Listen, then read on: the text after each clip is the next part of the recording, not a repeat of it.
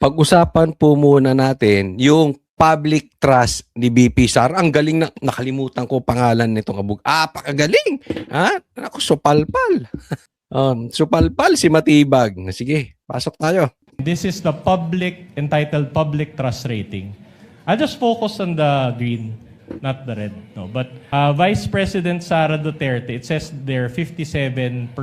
And this was conducted... Yan, 57% si BP Sara at 34% si Bongbong Marcos. Kahapon po, kung hindi nyo napanood yung vlog ko, panoorin nyo. Na-miss nyo yung kalahati ng buhay nyo. Pero na-discuss ko po yan, itong bagong lumabas na trust rating galing sa SWS. by the Social Weather Station's SWS survey. Okay. Now, my question to you is this. You mentioned that you have an ongoing investigation. Do materials like this, insofar as how Filipino people view or trust VP Sara, have an effect in your investigation? Yon, meron bang epekto? Ang tanong, meron bang epekto yung ganyang survey sa investigasyong ginawa nila Matibag? Before the witness answers, lead prosecutor is recognized for objection. What is the basis of the objection? Your Honor, the defense is showing a picture of the president and the vice president with a certain rating at the bottom. This has no relevance at all, Your Honor, with respect to the subject matter of this impeachment trial. I think he has... And we are objecting to the presentation of this picture, Your Honor. I think it has... Just a short rejoinder, Your Honor. Kindly allow the lead prosecutor. Are you done, ma'am? Yes, Your Honor. Just a short rejoinder, Your Honor. Attorney Vinloan is The recognized. witness mentioned the term betrayal of public trust. And we can run the TSN back. Itong issue na nagiging witness o naging witness si Matibag, ang usapin dito, betrayal of public trust. Parang sa Tagalog, ano ba yung betrayal? Parang niloko yung tiwala ng taong bayan. Parang ganon. Your Honor, of course, we're allowed, this is cross-examination, we're allowed to present controverting evidence to that statement. The chair will allow the witness to answer despite that there is no date when the survey was taken. Kindly answer if you know, Director Matibag. Gladly, Mr. Presiding Officer. Alam niyo po, survey yan. And all of us know, or for the information of the public, a survey is just a snapshot of something. It doesn't necessarily follow na yung survey na yan is kumbaga, nakataga na sa bato. Pangalawa po, Ako naniniwala ako tama diyan si Matibag, okay? Hindi yan nakataga sa bato. Snapshot yan. Pero pwede pa ring magamit in general na ano ba yung picture ng tiwala ng buong Pilipinas, ng taong bayan sa presidente at vice president. Tuloy. may mandato po ang NBI. We cannot be swayed by public opinion o kaya po ng aming personal na opinion. Kami po ay nag-iimbestiga, nababatay sa batas, nababatay sa proseso, at nababatay po sa ating itinakdang mandato. Ang punto niya, kay mataas, kay mababa, ang public trust ni BP Sara, obligasyon naming imbestigahan siya. Base po sa pagtatatag ng NBI. So the short answer to my question is no. It doesn't affect. No, it All will right. not. Okay. I mentioned Daily Tribune. You write editorials for the Daily Tribune, correct? Tama po, long time ago po. Long time ago. And in 2024, you wrote at least 3 editorials about VP Sara. Is that, can you recall? Mari po, mayroon po akong mga sinulat tungkol Alright. kay Vice President. I'm showing you these, no, not that one, the editorials, all right, from the Daily Tribune. And we have copies, hard copies that you can refer to. But it says here, Director Belvin Matibag. Do you confirm that it is you who authored Ayan, puro bratinela ang tawag niya kay Sara. these editorials? At siya ang sumulat niyan, siya ang editor niyan. Yes. Editor. Now, I'm showing you the first one. Ang writer. Inday Sara, the Bratinela, dated September 12, 2024. Do you confirm that you wrote this editorial? That's correct, in my opinion column. All right. And you also wrote, Doon pala sinabi niya, in my opinion column. So, nagpauna na siya. Opinion ko yan. Ito rin, director, opinion ko to. Okay, tuloy. the Bratinela is a flat spare tire, dated October 24, 2024. Do you confirm this? Yes. All right. And you also wrote, Bratinela Sara and her bad habit Habits dated November 7, 2024. Do you confirm this? Yes. And in these editorials, you shared your opinions against VP Sara. Is that correct? Well, unang-una po, siguro dun sa title na Bratinela, that is not by original. In fact, kaya ko po nasulat yan, yan ang mismong naririnig ko nang kami magkakasama nila dating Pangulong Duterte, nang tawag niya kay Inday Sara ay Bratinela. Yon. So, Bratinela ang tawag ni PRRD kay VP Sara, kaya ginamit niya. Ako naman, kaya ang tawag ko kay Bongbong Marcos, Lulong. Eh bakit? Eh yun ang tawag ng kapatid niya sa kanya eh. It's a tie. It's a tie. Bongbong Marcos Lulong. Totoo naman Lulong eh. Ano sabi ng kapatid niya? Adik si Bongbong Marcos. Tama o tama-tama? Sige, it's a tie, it's a tie. All right. So my only question is, before you testified today, there were already instances in the past that you shared your public opinions against VP Sara. Well, that is a opinion column. Alright. At meron po tayong mga pinagbabasihan dyan. Okay. In fact, let me read one line from your editorial. It says there, as Inday Sara is being unmasked in the legislative inquiries and by her own mouth as an ill-bred Bratinela, her public trust crumbles. Her public trust crumbles. Gumuho ang tiwala ng taong bayan kay VP Sara. Sa Tagalog, yung po ibig sabihin nun. Gumuho ang tiwala ng taong bayan kay VP Sara. Yun ang sinabi ni Matibag. You confirm that you included this statement in your editorial? Yan po yung nakasulat. All right. And despite this position, and the recent surveys show that VP Sara was even gained positive trust rating, as shown earlier, positive 57. Do you confirm? Ang galing ni attorney. Kala ko ba gumuho ang tiwala ng taong bayan sa kanya? Sa survey na yun, tumaas pa ang tiwala ng taong bayan sa kanya. Yun ang punto ni attorney. This? Well, again, I'm saying na nung sinulat ko po yan, that is my opinion as an opinion writer. All right. In short, mali yung opinion niya. Abogado po yan nagkakamali ng opinion. Ako pa kaya?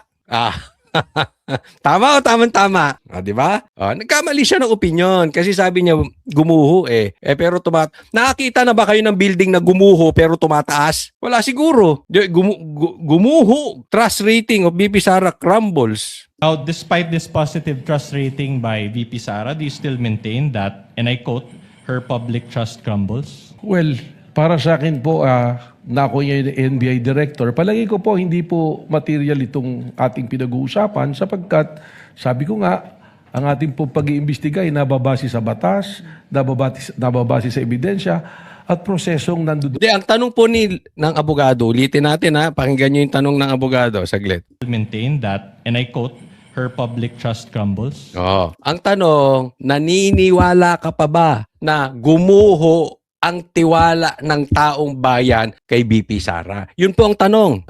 Halimbawa, kayo abogado, tatanungin kayo ng ganon. Ano sagot nyo? Tingnan nyo po kung tama or naaayon sa tanong yung sagot ni Matibag. Well, para sa akin po, na ako yung NBI director, palagi ko po hindi po material itong ating pinag-uusapan sapagkat sabi ko nga, ang ating po pag-iimbestiga ay nababase sa batas, nababase sa ebidensya at prosesong nandoon na nang ako'y dumating po bilang NBI director. Alright, one last question on this. Hindi, nasagot ba? Hindi yun ang tanong Hindi naman po yung obligasyon ni Director Matibag ang tanong. Hindi po yun. Ang tanong, naniniwala ka pa rin bang gumuho ang tiwala ng taong bayan kay VP Sara? Before I let this point go, so considering the positive trust rating of VP Sara, can one really say that she betrayed public trust? Magkaiba po yan. Speculative, Your Honor. Can we get a ruling? So, ang tanong dito, tumaas ang tiwala ng taong bayan sa kanya. Ang tanong po, sa tingin mo, kasi ang usapin dito, betrayal of public trust. Ang tanong niya, niloko ba? Sa tingin mo pa rin, niloko, binitray,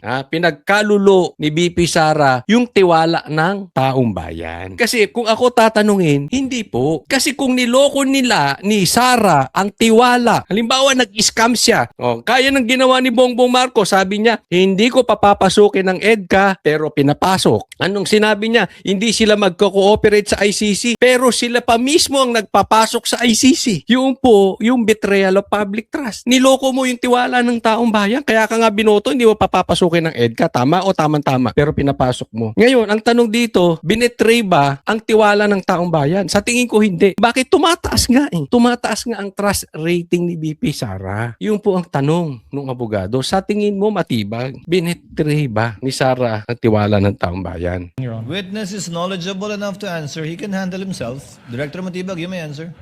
Magkaiba po yan. Again, I'm saying, and I'm sure marami rin po rito nakakaalam na umaasa sa mga survey, a survey is just a snapshot Yes, I agree. Tama naman. May punto. Sabi ko nga sa inyo, tama po siya doon. Di ba? Okay. of what's happening. It doesn't necessarily follow na pagka yun ang lumabas, ay yun na yung totoo. Pangalawa, pagka po ating pinagbasihan ang popularidad, ang ibig sabihin po ba nito, ang isang pinakakilala at popular na tao pwede lang gumawa ng krimen at hindi natin papapanagutin? Hindi po. Diba? Sabi niya, pag isa bang kilalang tao, hindi pananaw. Hindi. Halimbawa, si Bongbong Marcos magnanakaw. Kailangan pa nagutin yan. Halimbawa lang po yan na kailangan panagutin yun. Di ba? Pero usapin dito, betrayal of public trust. Binitray ba ni Sara yung tiwala ng taong bayan? Kung binitray niya, hindi tataas ang rating niya. Yun po ang punto. Wag na natin pag-usapan yung survey. Sa tingin nyo, binitray niya? Eh kung saan nga pumunta si BP Sara, pinagkakaguluhan eh. Di ba? Eh sa katunayan, kaya nga may impeachment. Dahil alam ninyo, malakas si BP Sara. Alam ng mga congressman na malakas si BP Sara, kaya ginigiba. Alam nila, tiwala ang taong bayan sa kanya. There is no such thing as betrayal of public trust kay BP Sara.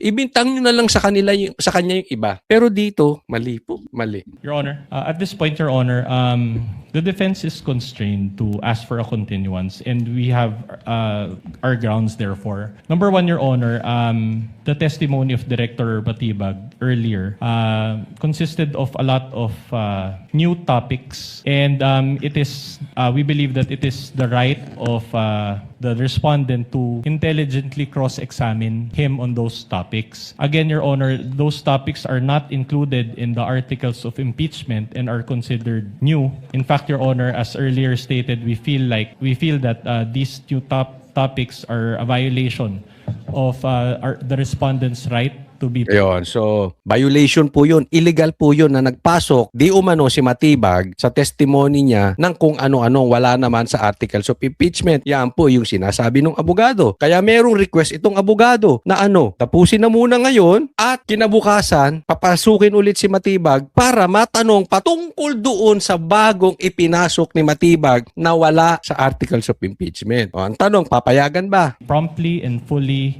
apprised of the exact charges against her. So we will need time, Your Honor, to go through those new materials and new points. Secondly, Your Honor, during direct examination, a 100-page document was introduced and allowed by this court, and that document is unsigned and unnotarized. And we feel like for us to intelligently cross-examine the witness on this document that he mentioned, we need that there's a need, we feel that there's a need for a continuance, Your Honor. Ayan. Yan yung sinasabi kanina ni Pia Cayetano na nagpasok kayo ng 100, ito yung sinasabi ngayon ng abogado rin, na 100-page na documents. So para mapag-aralan nila at matanong si Batibag patungkol doon sa bagong unauthorized, illegal, o ano bang ang tawag doon? Yun na lang, hindi po pwedeng ipinasa yung documents ng ganun-ganun na lang. So bukas babalik. What With all does the due lead respect, prosecutor Your say? With all due respect, Your Honor, we object to the motion for continuance of the defense. Kontra ka ng kontra, bukas hindi makakapag-suit ka ulit ng bagong damit mo, pak na pak ulit. At saka bukas, makakapag-grandstanding ka ulit, di ba? Kaya lang, mag-aral ka para hindi ka nagmumukhang tanga. Ganun lang yun eh. At least, makali mo, makatakbo kang senador sa susunod na eleksyon kasi marami kang TV time ngayon. O makatakbo ka ulit congresswoman, manalo ka. Diba? Malay natin, makadagdag yan sa political career mo basta mag-aral ka. Para hindi ka lunuklaway bukas. The defense already started and propounded a lot of cross-examination questions to the witness, and the witness is simply answering completely, accurately, the questions which are being raised and propounded to him. We do not understand, Your Honor, why they will move for continuance after already raising a lot of questions to the witness, Your Honor. We would like, Your Honor, the defense to finish the cross-examination today, and if the impeachment court will still allow, we will immediately proceed to redirect after the cross-examination, Your Honor. With all due respect to our honorable senator judges. The objection of the lead prosecutor is noted. However, this is the first time that any counsel for the parties is asking for a continuance. The chair is inclined to grant it and will so grant it as well, should the counsel for the prosecutors or the lead prosecutor or panel of prosecutors require it at some point in time in this trial or hearing. But let it not be the rule or let it not be a habit. Ang ganda, ang galing ruling ni Chis Escudero dyan. Sa madaling salita, approve. Babalik ulit bukas, gisahan ulit. Magkakaalaman sino yung hindi nag-aaral at magkakaalaman sino yung nagsisinungaling. Ayaw nyo yun? May extra TV time kayo?